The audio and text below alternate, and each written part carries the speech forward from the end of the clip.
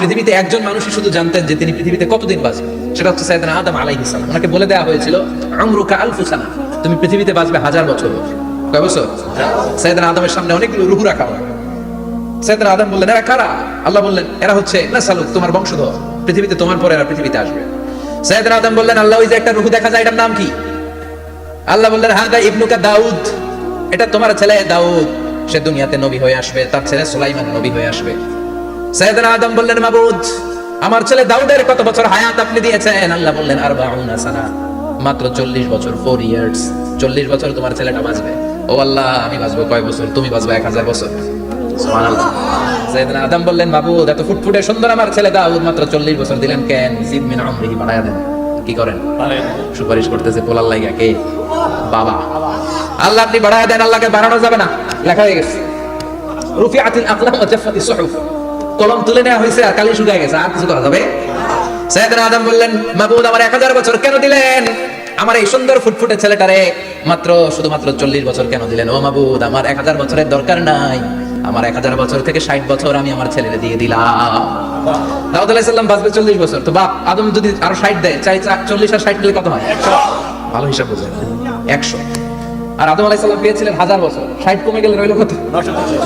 940 বছর পৃথিবীতে থাকার পরে মালাকুল মাউত চলে এসেছে।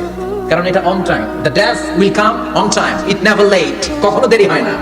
আল্লাহ বললেন, লিকুল্লি উম্মাতিন আজালুন ফাইদা জাআ আজালুহুম লা ইস্তাখিরুনা সাআতান ওয়া লা ইস্তাকদিমুন। মৃত্যুর একটা নির্ধারিত সময় আমি বেঁধে দিয়েছি, অন টাইম, অন টাইমেই চলে আসে, 1 সেকেন্ড আগেও আসবে না, 1 সেকেন্ড পরেও আসবে না। 940 বছর বয়সে মালাকুল মাউত এসে হাজির, এসে বলল, জিইতু আন আকবাদা রূহাক, রূহ কবজ করতে আসছি। আদম আলাইহিস সালাম বললেন, রূহ কবজ করতে আসছো মানে? আমি বাঁচবো তো 1000 বছর। কয় বছর? মালাকুল মাউত বললেন, না না, ওই যে আগের কথা স্মরণ করেন, আপনি 60 বছর দিয়ে দিয়েছিলেন। কয় না, আমি দেই নাই, আমি আরো বাঁচুম, আরো 60 বছর পান আছি, আমি দেই নাই।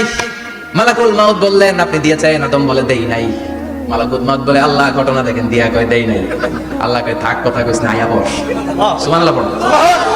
নাসিয়া আদম ফানাসিয়া বানু, ভুলে গেছেন। আমরা ভুলে যাই, আমরা খেয়ে বলছি খাই নাই, নিছিলাম পকেটে, কয় নেই নাই। এরকম ডাকাইত আছে না নাই? নাসিয়া আদম ফানাসিয়া বানু, বিষ্ণু নবী বললেন, আদম ভুলেছে তো তার সন্তানরাও ভুলে যায়। জাহাদা আদম ফাজাহাদা যুররিয়াতু, আদম অস্বীকার করেছে, তার সন্তানরাও অস্বীকার করে। সেদিন থেকে আল কিতাব ওয়া শুহুদ, মানে লিখে রাখার সিস্টেম আর সাক্ষীর সিস্টেম চালু হয়েছে। সুবহানাল্লাহ পড়েন। সুবহানাল্লাহ। 940 বছর বয়সে মালাকুল মাউত এসে আদম আলাইহিস সালামের রূহ নিতে পারে নাই। উনি 1000 বছর যখন হয়েছে, তখন এসে সাইয়েদনা আদম আলাইহিস সালামের রূহ কবজ করেছে। যেই দিন পৃথিবীর প্রথম মানব, প্রথম নবীর রূহ মালাকুল মাউত দুনিয়ায় এসে কবজ করেছে, ওই দিনটাও ছিল জুমাবার। সুবহানাল্লাহ, আল্লাহু আকবার। আবার বিষ্ণু বললেন, লা তাকুমু সাআ ইল্লা ফি ইয়াউমিল জুমআহ, ইযা যুলজিলাতিল আরদু জিলজালাহা ওয়া আখরাজাতিল আরদু আসফালাহা, ইযা রুজ্জাতিল আরদু রাজ্জান ওয়া বুসাতিল জিবালু বাসসা। কিয়ামতের দিন পৃথিবীটাকে একটা প্রকম্পন দিয়ে কাঁপিয়ে দিবে কে?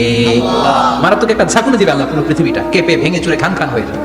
এই ঝাঁকুনি আর আর্থকোয়েক, ভূমিকম্প এর ঘটনাটা যেদিন ঘটবে, ওই দিনটাও হচ্ছে জুমার দিন। চিৎকার করে পড়েন সুবহানাল্লাহ। কারণ দিন নয়, ফিহি খালাকাল্লাহু আদম, কালকের এই দিনটায়, এই জুমার দিনে আল্লাহ তাআলা সাইয়েদনা আদম আলাইহিস সালামকে তৈরি করেছেন। সুবহানাল্লাহ। বিষ্ণু বলেন, লাম্মা খালাকাল্লাহু আদম ওয়া কানা তুলুহু 60 যিরাআন, আল্লাহ তাআলা যখন আদম আলাইহিস সালামকে তৈরি করলেন, 60 হাত লম্বা করে তৈরি করলেন। সুবহানাল্লাহ। আর আমরাও যারা জান্নাতে ঢুকবো, আমাদের আকৃতি থাকবে 60 হাত লম্বা। মজা করে সুবহানাল্লাহ পড়তে পারলেন না? সুবহানাল্লাহ। আল্লাহ সাইয়েদনা আদমকে তৈরি করলেন এই জুমার দিনে।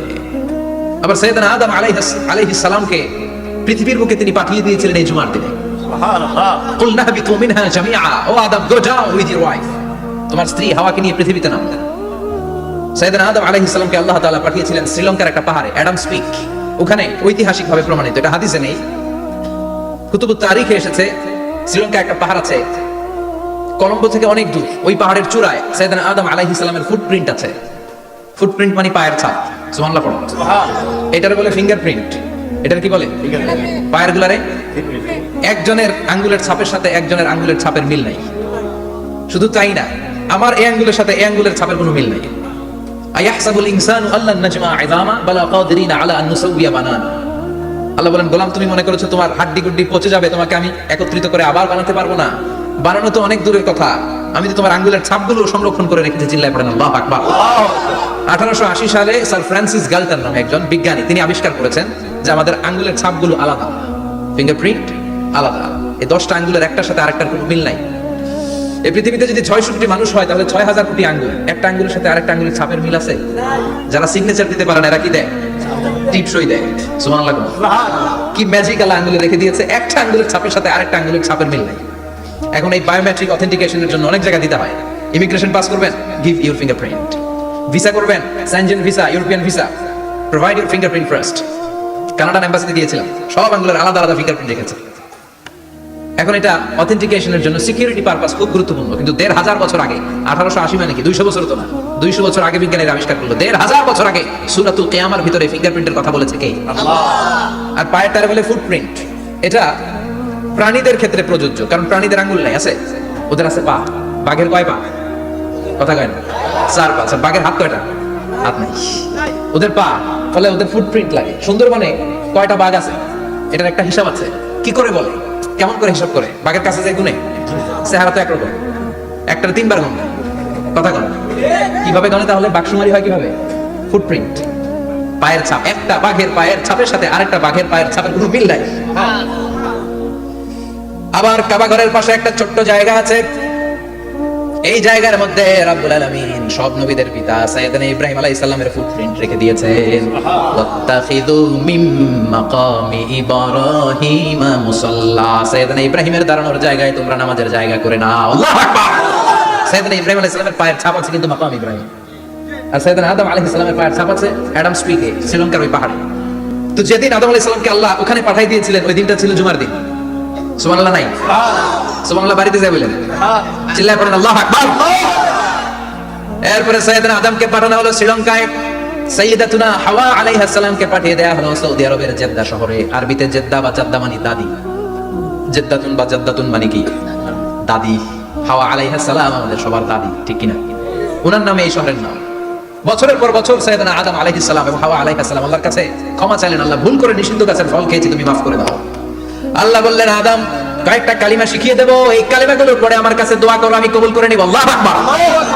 আল্লাহ শিখিয়ে দিলেন আর বললেন, আদম পড়ো, রাব্বানা যালামনা আনফুসানা ওয়া ইল্লাম তাগফির লানা ওয়া তারহামনা লানাকুনান্না মিনাল খাসিরিন। ও আল্লাহ, জুলুম করেছি নাফসের উপর, ভুল করেছি, অন্যায় করেছি, আপনি যদি ক্ষমা না করে দেন আমরা শেষ হয়ে যাব, আমরা হালাক হয়ে যাব, ক্ষতিগ্রস্তদের মধ্যে শামিল হয়ে যাব, ঠিক কি না? আল্লাহ সাইয়েদনা আদম আলাইহিস সালামের তওবা কবুল করলেন। ওনার কাজ হচ্ছে তওবা কবুল করা, আমাদের কাজ গুনাহ করা, শয়তানের কাজ ওয়াসওয়াসা দেওয়া, আল্লাহর কাজ খালি মাফ করা। সুবহানাল্লাহ পড়বেন না? তার মানে আদম সৃষ্টি হলো জুমার দিনে, দুনিয়ায় নামিয়ে দেওয়া হলো জুমার দিনে, তওবা কবুল করে নেওয়া হলো জুমার দিনে, রূহ কবজ করা হলো জুমার দিনে, আবার কিয়ামত সংঘটিত হবে জুমার দিনে। পড়েন সুবহানাল্লাহ। আবার বিশ্বনবী বললেন, আর রমাদান ইলা রমাদান, এক রমজান থেকে আরেক রমজানের মাঝখানে যত গুনাহ হয় মাফ করে কে? আল্লাহ। তারপরে বিশ্বনবী বললেন, আল উমরাতু ইলাল উমরা, কেউ যদি একবার উমরা করে পরে আবার করলে 2 উমরার মাঝখানে গুনাহগুলো মাফ করে দেয় কে? আল্লাহ। আবার বিশ্বনবী বললেন, আল জুমআতু ইলাল জুমআ কাফারাতুন লিমা বাইনাহুমা, এক জুমার পর থেকে সামনের জুমা আসা পর্যন্ত যে সগীরা গুনাহগুলো হয় সবগুলো সগীরা গুনাহ মাফ করে দেয় কে?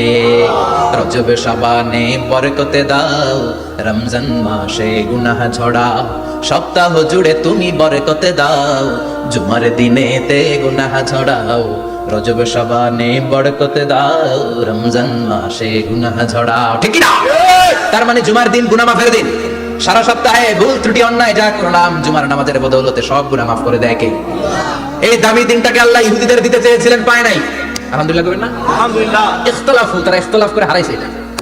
এই দামি দিনটা রব্বুল আলামিন নাসারাদেরকে দিতে চেয়েছিলেন, ফাখতালাফু, ওরাও ইখতিলাফ করে হারাইছে। এজন্য ইখতিলাফ ভালো জিনিস না খারাপ জিনিস? মারামারি ভালো জিনিস না খারাপ জিনিস? আর ঐক্য করা ভালো জিনিস না খারাপ জিনিস? ঐক্য করতে রাজি আছেন? ইহুদিদেরকে আল্লাহ দিতে চাইলেন, ইখতিলাফ করে হারাইছে, নাসারারাও হারাইছে। ফাজা আল্লাহু বিনা ফাহাদানা বিহাদা দ্বীন, রব্বুল আলামিন এই দিনটা আমাদেরকে দিলেন, আমরা ইখতিলাফ করি না, এই বিশ্বনবীর হাতে হাত রেখে ঐক্য করে ঘোষণা দিয়েছি জুমার দিন আমাদের সাপ্তাহিক দিন। সুবহানাল্লাহ।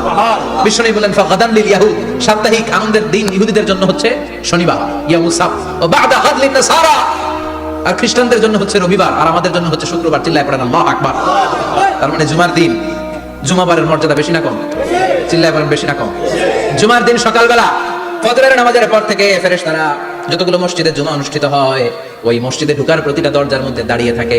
কারা কারা আগে আগে জুমার নামাজ পড়ার জন্য মসজিদে যায়, প্রত্যেকের নামগুলো একটা জান্নাতের রেজিস্ট্রি খাতার মধ্যে তুলে নেয়। এই নামগুলো স্পেশালি আল্লাহর কাছে পাঠানোর জন্য। সুবহানাল্লাহ কইবেন না? সুবহানাল্লাহ। ডানে বাঁয়ে সামনে পেছনে যতগুলো দরজা, প্রতিটা দরজায় ফেরেশতারা বসে থাকে। কে আগে আসলো নাম তুলে দেয়। তুলতে তুলতে তুলতে তুলতে খতিব সাহেব যখন খুতবা দেওয়ার জন্য মিম্বারে যেয়ে বসে যায়, ফেরেশতারা তাদের খাতা বন্ধ করে তারাও খতিব সাহেবের সামনে জুমার খুতবা শোনার জন্য বসে যায়। পড়েন সুবহানাল্লাহ। প্রথম জুমার দিন জুমার মসজিদে যে ঢুকবে, বিশ্বনবী বললেন আল্লাহর রাস্তায় একটা উট কুরবানি দিলে যেই সওয়াব, এই সওয়াব আল্লাহ আমল নামায় দিয়ে দেয়। দ্বিতীয় পর্যায়ে যে ঢুকে, বিশ্বনবী বললেন বাকারা, গরু কুরবানির সওয়াব পায়। 3 নম্বরে যে ঢুকবে, বিশ্বনবী বললেন কাবশা, হাদিসের ভাষায় এসেছে কাবাস, কাবাস মানে হলো বকরি, বকরি কুরবানির সওয়াব। 4 নম্বরে যে ঢুকবে তার হচ্ছে দাজাজা, দাজাজা মানে মুরগি। 5 নম্বরে যে ঢুকবে, বিশ্বনবী বললেন বাইদা, নোয়াখালীরা কয় কয়দা, আমরা কই আন্ডা, কুমিল্লায় কই ডিম। আছে না নাই? এক দেশের কত ভাষা, এক দেশের গালি আরেক দেশের বুলি। আমরা বলি ছেলে, কুষ্টিয়ায় বলে পুত্র, আরেক জায়গায় গেলে বলে ভূত, আরেক জায়গায় গেলে বলে ফোয়া। আছে না নাই? এক এলাকায় বলে বেটা ছেলে, ছেলেদেরকে বেটা ছেলে, মরদ হওয়া, মরদ হওয়া হবে না, মরদ হওয়া হবে। আহা, কি ভাষার বৈশিষ্ট্য। তো যেটা আমরা বলি ডিম, কথা বলে আন্ডা, কথা বলে বয়দা।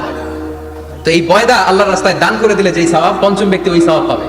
এই 5 জনের পরে আর লেখালেখি নাই, বাকিদেরটা নরমাল এন্ট্রি করে সব ফেরেশতারা খুতবা শোনার জন্য বসে যায়। সুবহানাল্লাহ। জুমার দিন আগে আগে যাবেন তো সবাই?